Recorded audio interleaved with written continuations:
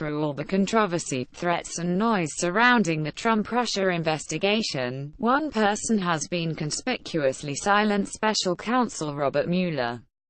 The former FBI director hasn't uttered a single word in public since he was appointed in May to lead the probe into Russian meddling in the U.S.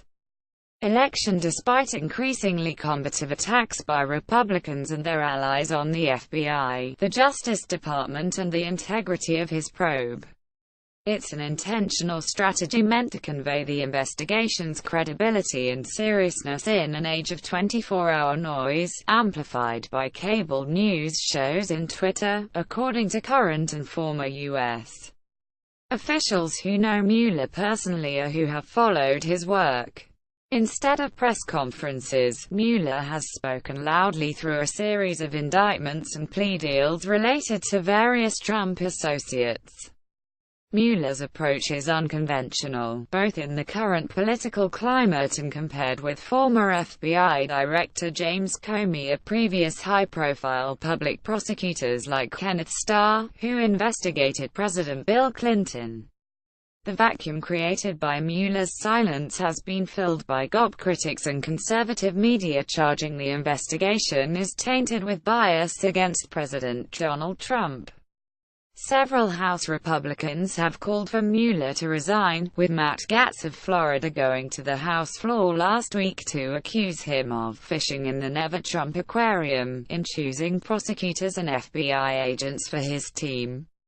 Read a quick take QA. That's a guide to understanding the Trump-Russia saga. Trump's lawyers have been trying to build public expectations that Mueller will wrap up soon, but officials say the investigation is ramping up in some ways and is likely to last for most, if not all, of 2018.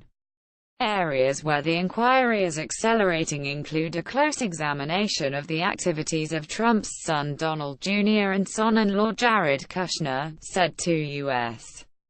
officials who asked to remain anonymous. When you're a prosecutor, you put your head down, you do your job, and you try as much as you can to ignore the outside world, said Patrick Cotter, a former U.S. prosecutor who worked in the 1990s with Mueller and others now serving on his team. This case is not to be tried on cable TV. It's to be tried in a courtroom. After Flynn, where does Mueller's probe go next? Quick take. Mueller's approach differs strikingly from Comey's. As Mueller's successor leading the Federal Bureau of Investigation, Comey often made controversial public pronouncements. He managed to anger Republicans and Democrats alike over his handling of the federal investigation into Hillary Clinton's use of a private email server when she was Secretary of State. Trump used Comey's words and actions against him, especially after he proclaimed during a July 2016 press conference that no prosecutor would pursue criminal charges against Clinton. Trump attacked Comey in tweets and then called him a showboat and grandstander after firing him in May. Mueller has avoided those pitfalls. He's provided no ammunition to fuel Trump's tweets and given no traction to Republicans who are trying to discredit the investigation of Russian interference in last year's presidential campaign and whether anyone close to Trump colluded in it. His approach is also different both legally and personally from that of Starr, who spoke publicly about his investigation into Bill Clinton, said Stanley Twiddy, a former U.S. attorney for Connecticut. The two investigations can't be readily compared, as Mueller's is more sweeping and international, said Twiddy, now a white-collar criminal defense lawyer at the law firm Day Pitney LLP. Rulebook 101. The way Bob has been doing this is out of the prosecutor's Rulebook 101 as to how you handle an investigation, Twiddy said. There is the court of public opinion, but the court he's playing in is the district court. And he's staying there. So far, the strategy appears to be working. Republicans have sullied his probe a bit with their attacks, but Mueller has won over key allies who would play instrumental roles should Trump try to force him out. Deputy Attorney General Rod Rosenstein told House lawmakers during a December 13 hearing that he is fully aware of what Mueller is doing and stands behind him. Rosenstein appointed Mueller and is the only official with the authority to fire him or stop parts of his investigation.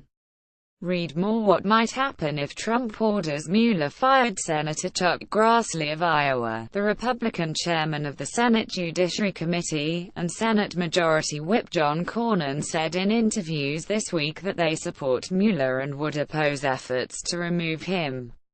Republican Senator Bob Corker of Tennessee said he thinks there would be an uprising in the Senate if Mueller were fired.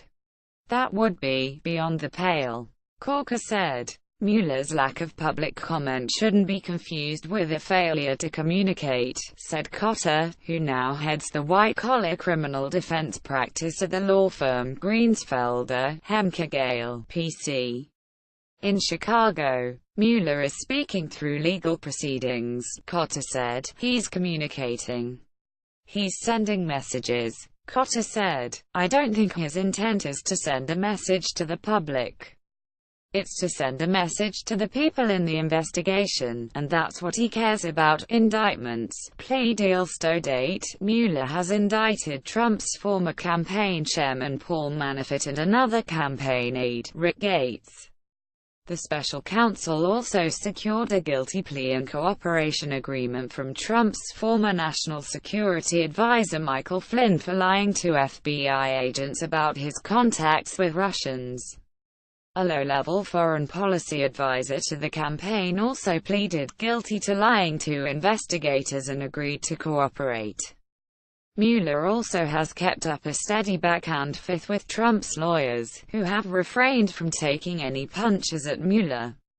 White House lawyer Ty Cobb has repeatedly denied all suggestions that Trump is considering firing Mueller. Cobb has taken a public posture of fully cooperating with the special counsel's investigation, turning over documents and arranging interviews with White House staff. But each day is a test of the relationship between Trump's legal team and Mueller, and that relationship could break down if Mueller probed too deeply into certain areas, such as Trump's businesses. The president's lawyers are set to meet with Mueller's team as early as this week, according to a person familiar with the matter. Trump took a slight swipe at Mueller this week over a letter his transition lawyer sent to Congress accusing Mueller of inappropriately obtaining emails from the presidential transition period. When asked about the emails, Trump told reporters he was quite sad to see that. My people were very upset. But he reiterated that he had no plans to fire Mueller. The episode prompted one of the few public statements from Mueller's team in defense of its tactics. When we have obtained emails in the course of our ongoing criminal investigation, we have secured either the account owner's consent or appropriate criminal process, Mueller's spokesman, Peter Carr, said in an email. Mueller's strategy has forced some critics to reorient their attacks, Cotter said. You can't stand there with a straight face and say there's absolutely nothing here, after the indictments and Flynn's agreement to cooperate, Cotter said. Anti-Trump argument: the new approach by Trump's allies is to try to delegitimize Mueller's investigation, such as by arguing members of the team are biased, Cotter said. While Mueller is a registered Republican, House Republicans have seized on the disclosure that a top FBI agent assigned to the investigation, Peter Strzok, sent anti-Trump texts in personal exchanges with another FBI official in 2016. Mueller removed Strzok from his team over the summer when he learned of the texts. It's a tactical change, Cotter said. If you convince people that whatever the investigation comes out with is bad just because of the people who did it, then you don't ever have to deal with the facts. Cotter doesn't believe the new tactic will fare any better, or prod Mueller into making a mistake. I can't imagine why Mueller and his people would possibly care, he said.